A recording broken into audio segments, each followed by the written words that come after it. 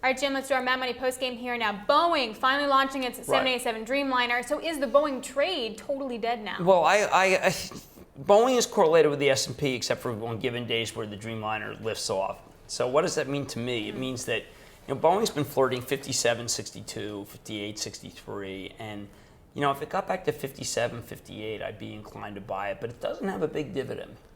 And you'd say, well, Jim, but isn't this a Dreamliner long-term cycle? I'm very defensive here, Alex. I think that there are many more things that can go wrong, short of a Lehman.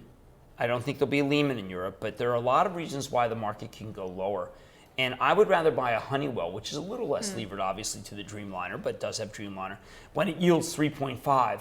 And then just buy Boeing here, betting that Boeing somehow is going to start a marvelous upswing. Just move 5 points.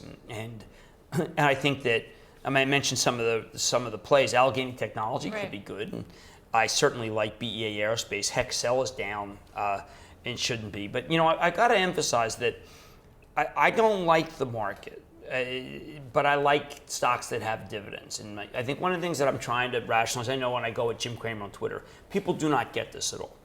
It is entirely possible to not like the stock market and like companies that give you good yield, because they are bond market equivalents in a world where the bond markets have outperformed stocks, but I think that's over because the return is so slight. So I've seen people say, Jim, you're flip-flopping. Suddenly you like the market. I am saying that the market is now bifurcated between companies that offer yield and ones that don't. And that has to do with Operation Twist. It has to do with how low CD rates are. It is not duplicitous. It is not forked tongue. It is not one of these things where I've just yesterday liked the market, today I don't.